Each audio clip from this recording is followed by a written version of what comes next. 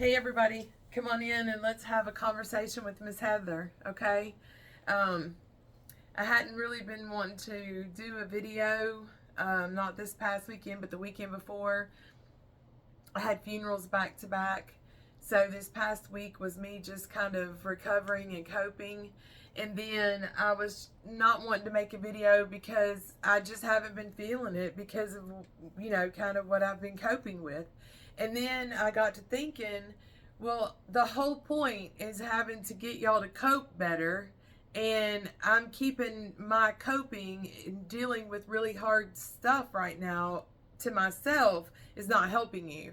So even though I don't want to share the bad stuff and it's painful, it's embarrassing sometimes if I'm coping with things that maybe you think is stupid. I kind of feel like they're stupid sometimes too, but but that's life. And sometimes we get upset about things that we can't do anything about, first of all. And second of all, it might be a little embarrassing that this particular thing is what's causing us to feel irritated. And sometimes you look at yourself and you say, well, I'm too old to be feeling like this. We all feel things. We all have emotions and feel things and get upset with people for dumb reasons, and then sometimes we get upset with people for good reason. And again, all things that I need to deal with to cope, and that we all need to deal with. And coping, if I'm keeping it to myself, then I'm not being a good example to y'all, and we're not dealing head on with what it is I need y'all to do, and that's to cope with adversity better. So what happened was I lost a very, very, very close friend of mine. He was a friend for many years. He died suddenly in a motorcycle accident out on I-20 on his way home. And we had just been to a party together, made plans to see each other, saw each other, had these long, deep, intimate conversations about life and our work and our families, and just this really good place where he and I had spent time together and shared space. And so that was super hard. It's still hard because I can't pick up the phone and call him like many other people that Miss Heather has lost in motorcycle accidents over the years. I no longer ride motorcycles because when I got pregnant with my youngest daughter and I left that lifestyle, then I changed a lot of things about my life because I just wasn't going to do it, wasn't going to raise my youngest child in that life, and I chose to do better. Anyway, so I stopped riding motorcycles. I rode them for a few years after she was born, and then for sure by the time I was 40, I was no longer riding. I never, I'm not going to share that part, but things changed for me a lot when I had her, and I just did things different. So that happened, and then I had another funeral the next day for one of my employees who was killed by his cousin.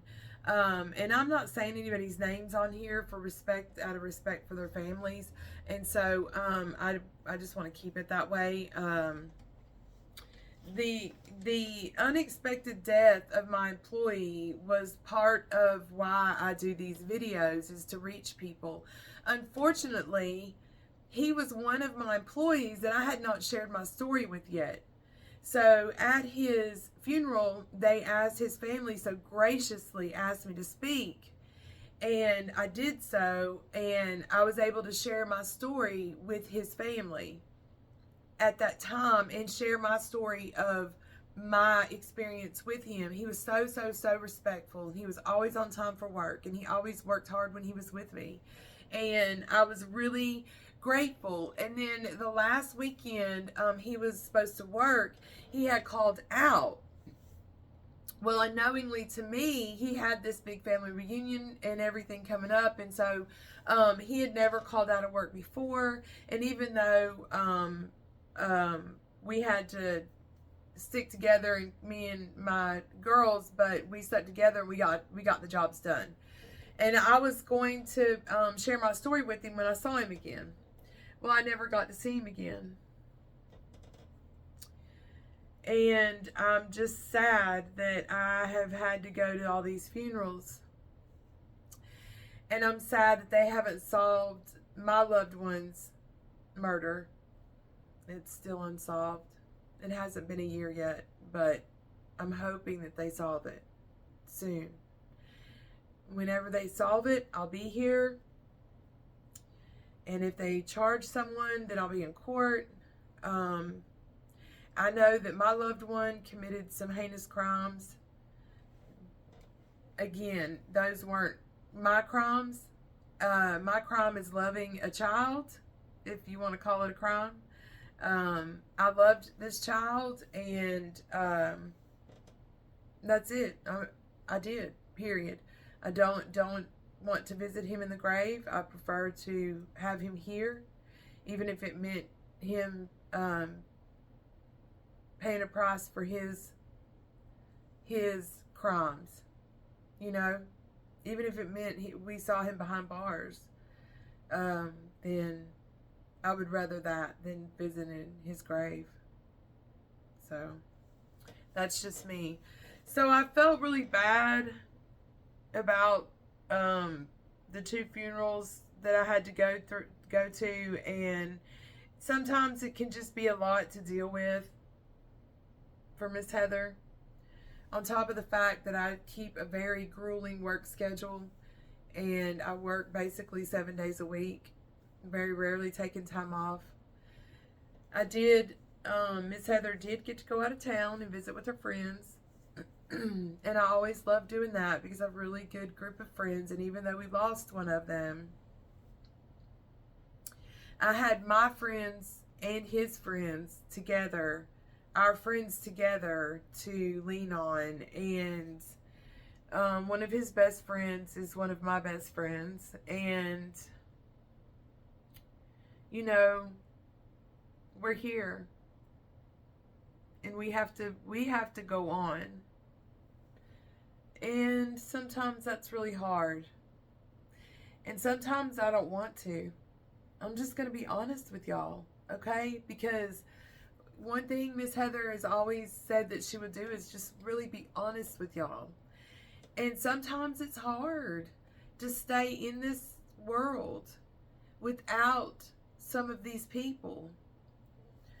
And, you know, sometimes keeping your circle really small, even though it's your choice, not having social media, not having a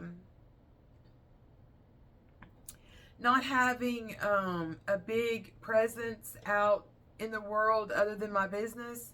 You know, when you make those types of choices in your life to live quietly, I guess you could say, privately, quietly, off anybody's radar. I live in a place where the police don't look for me every day, and you know, it's been 25 years since the police were looking for me for crimes. Okay, cut me some slack. Listen, all this stuff I talk about, this stuff happened.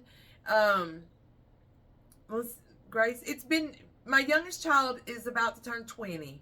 Okay, so it's been over 21 years since I was in that life. Okay.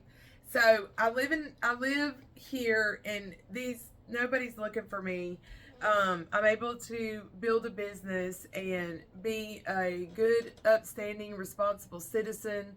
I get to give back to my community, and I get to do good things. However, even Miss Heather gets sad.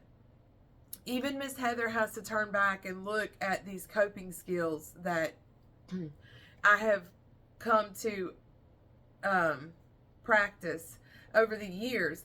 And it's hard. And one thing I have to learn to do is be really, really honest with myself, be super honest with my therapist, and always ask for help when I need it. Because one thing I know for sure is that even when I'm in the midst of a lot of pain, or I'm having a moment where I'm just breaking and I'm crying or something, though it doesn't happen very often, when it does, I just allow myself to feel that pain, acknowledge that loss, and then pick myself up and wash my face and move on, because that's what the people who loved us would want us to do. That's what they would want. And it's important that I continue to show my kids, that my actual kids, my biological kids, that I can cope and that they can cope too, because one day I may not be here. And teaching my kids how to cope has been a very important part of my life, okay, and maintaining relationships. And so even though things like that are rocky, again, my coping skills and talking about my struggles with coping and how I cope and what that looks like for me may give you some type of peace about your struggle. Because feeling all these emotions is normal. Being angry, going through grieving processes where you're sad all the time, or you're angry all the time, or you're, the venge. I play things out in my mind of how I might seek revenge, or how God might get the revenge for me, and I can be like, hey, and all these things. I know bad thoughts. I'm not supposed to feel like that. I get it. I know, but I go through it. I think it. I'm normal, just like everybody else. You go through those things. You think those things. But then at the end of the day, what am I doing? I'm allowing God to do his own work. Because again, even though I don't like a person in this time, or they don't like me, that doesn't block any blessings from God for them or for me, for you or for your enemy. Unfortunately, even though my power's gonna die, so I'm gonna have to turn this off. Oh, wait, hold on. My phone's gonna die is what it is. Come on. Okay. Even though, why is this going off?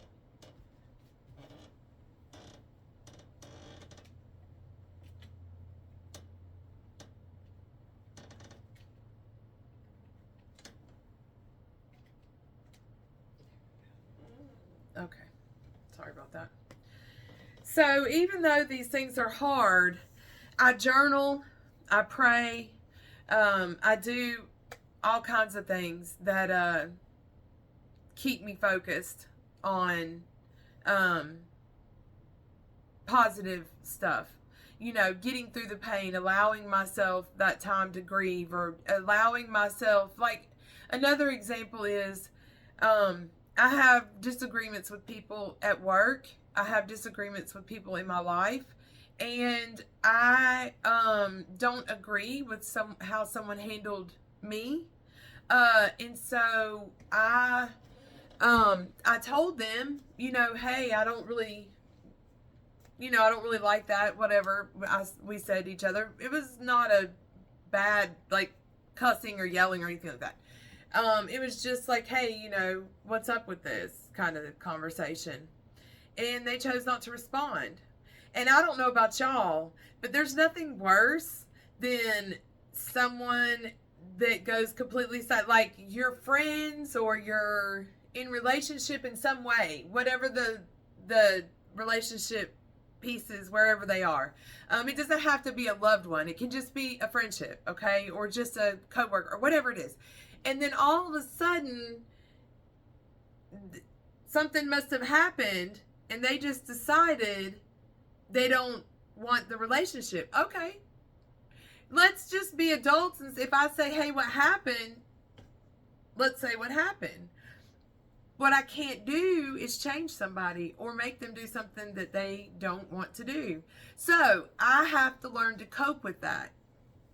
In the past, if that came about, I would try to do everything I could to what I know now to be manipulation. Okay, then I didn't know it was manipulation. I did it because it's the way I saw adults handling things.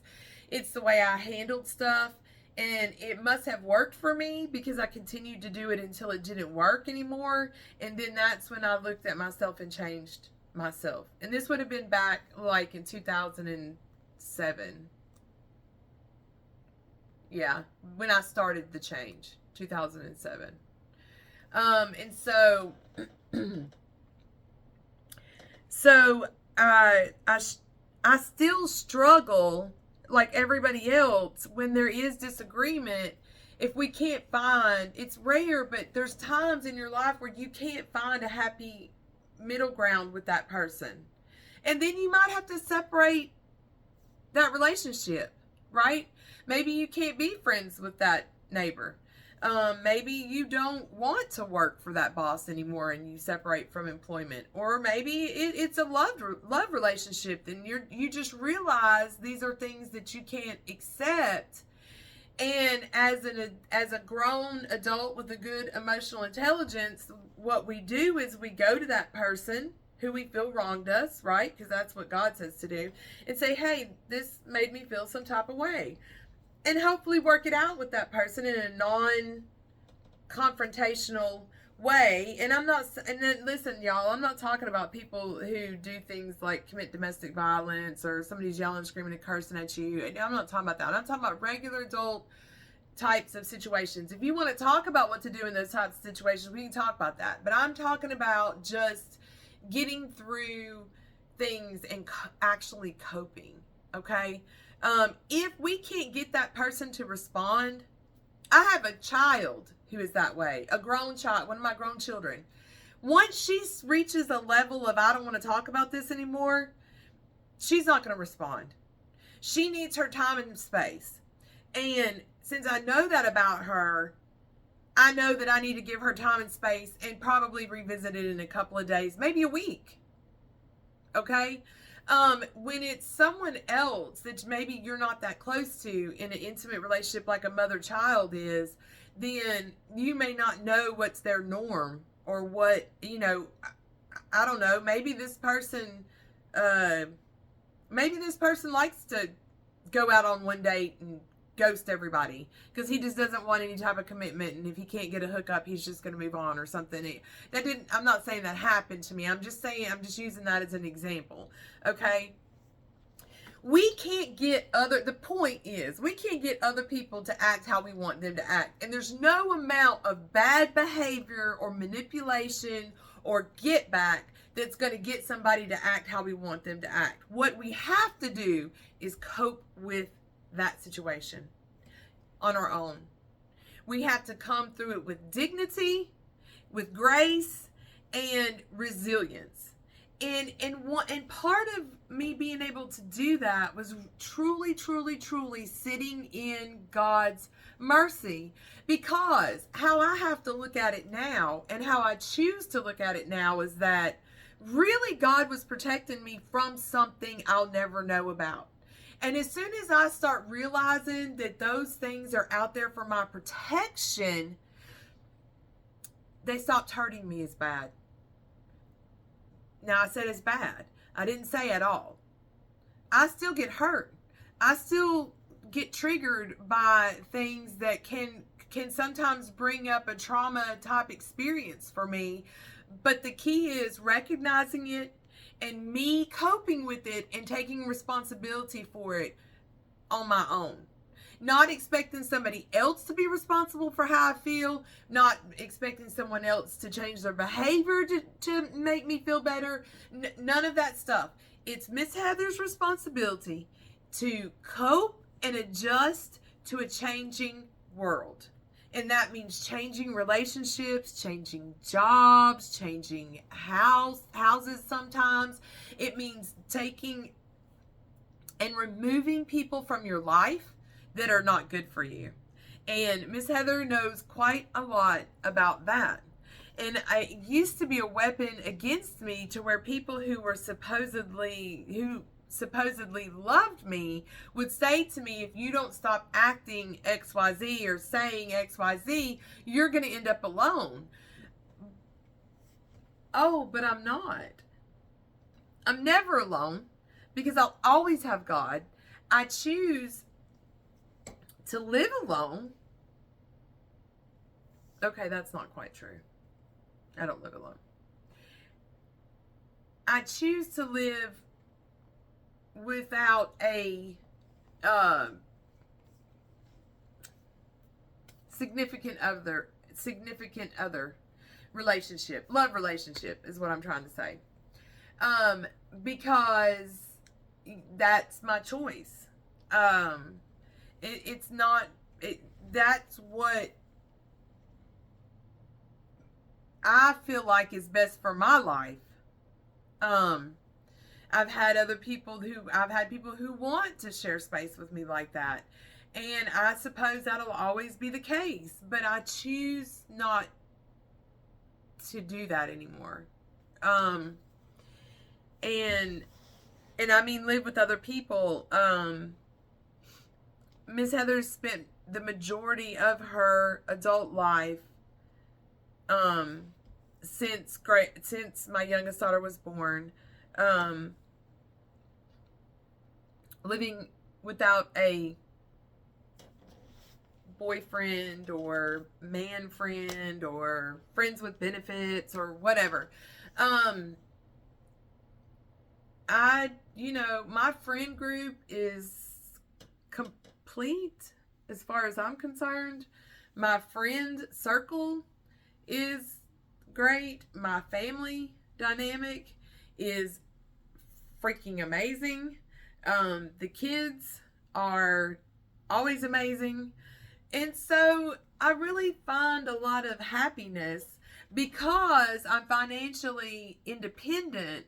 I find that I can go and do and be happy in spaces that really, really make me happy.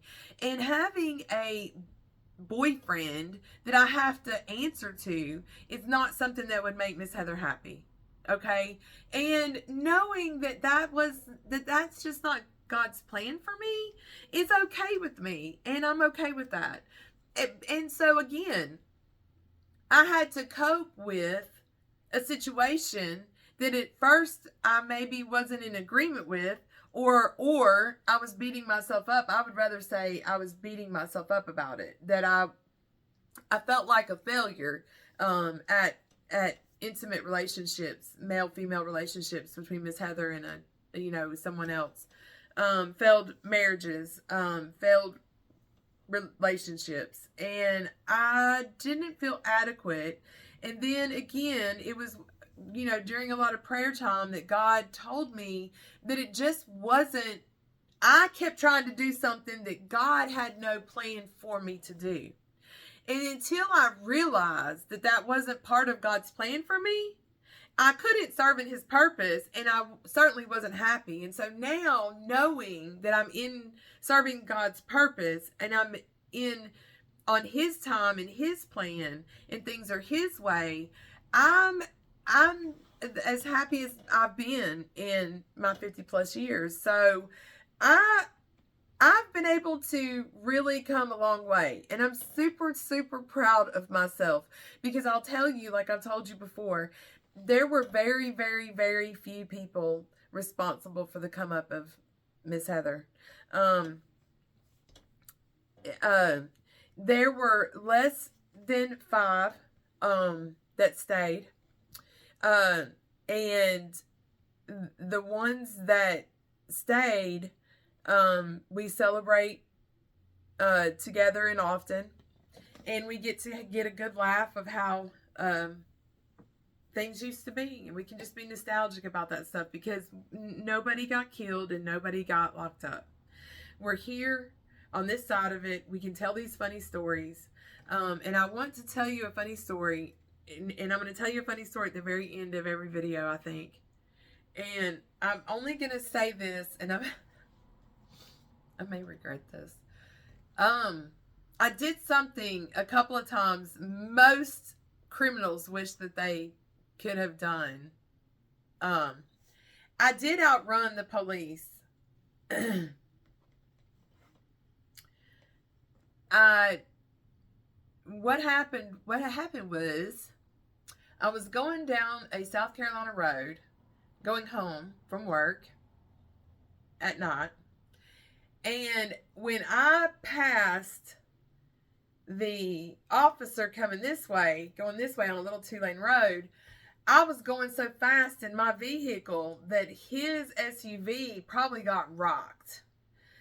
You know how when you're real close to another vehicle going by you fast and it just like whoosh and it kind of rocks your vehicle? I'm sure that that's what it did to him, because in my rearview mirror, I saw him do a U-turn. I knew how far I was from my house, and I pretty much knew what I could do to get away. I made a split-second decision, and I put the pedal to the floor. I also knew there was a husband in my house that was going to be waiting on me to come home because it was late at night. So Miss Heather slid into the driveway and hit my lights and laid down in my seat. About the time the police went behind me, behind my driveway in this very nice neighborhood, Miss Heather's husband flips the light on, and I ran into the house and I said, shut the light off, shut the light off, and shut the door. And we watched that cop go all around my house looking, because he didn't, I guess I was going so fast, he didn't even see what kind of car I was driving. And I'm not going to tell you what kind of car I was driving, because if I tell you what kind of car I was driving, there might be a cop out there that's still on the force that remembers that night. And I don't know if there's video of it anymore, but I will say I was in a wide body Buick with a big V8 that had the gas tank under the license plate.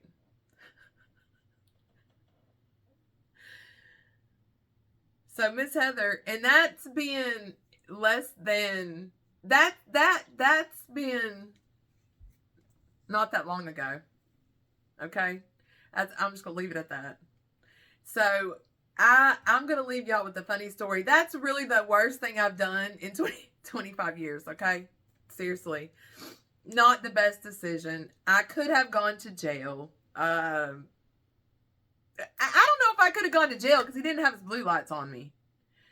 When he turned around doing a U-turn, there was never a time when he had his blue lights on.